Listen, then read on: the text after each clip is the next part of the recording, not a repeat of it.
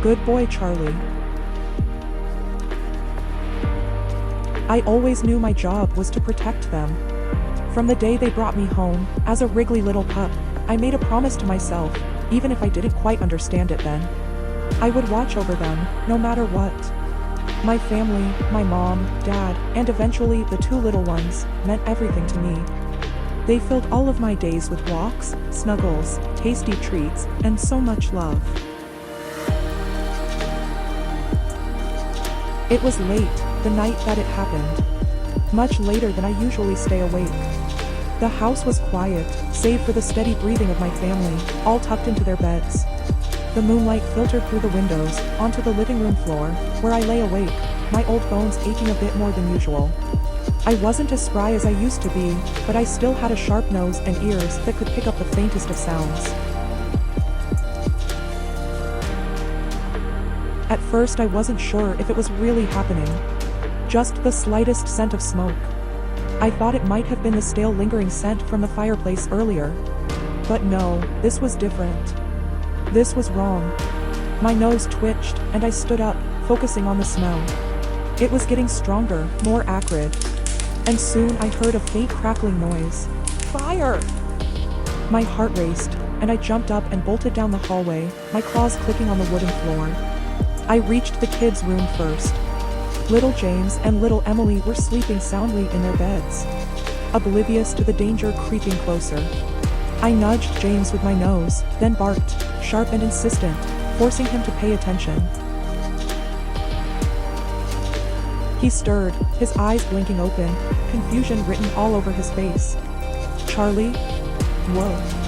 What is it, boy? He asked in shock, as he opened his eyes. I barked again, louder this time, and he finally noticed the smell of smoke. His eyes popped wide open as he sat up, shouting at his sister to wake up. I ran to the door, barking at them to follow. My heart pounding in my chest. Mom!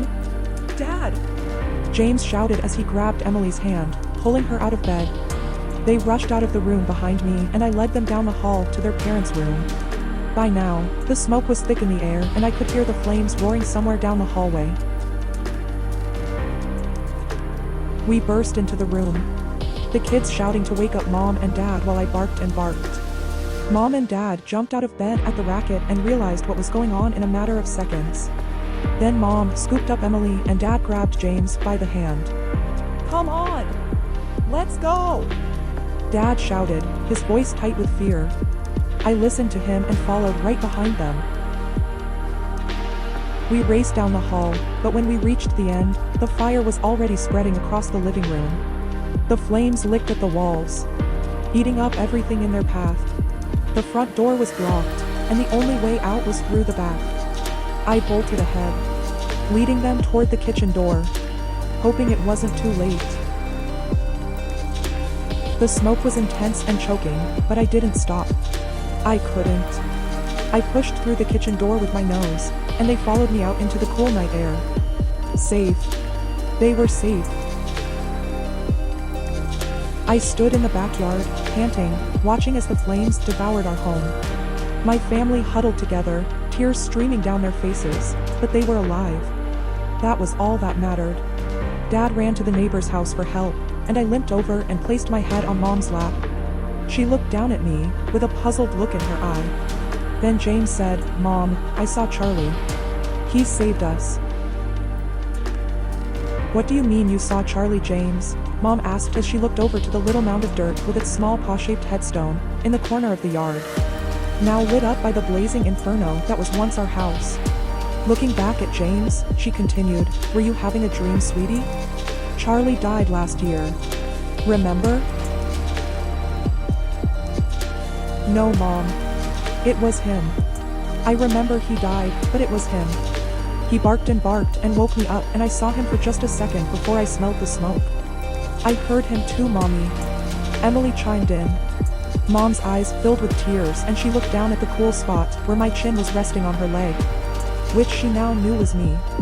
You saved us, Charlie, she whispered. You saved us. Good boy. I leaned into her, feeling her love pouring over me. My heart swelled with love for her and the rest of my little family.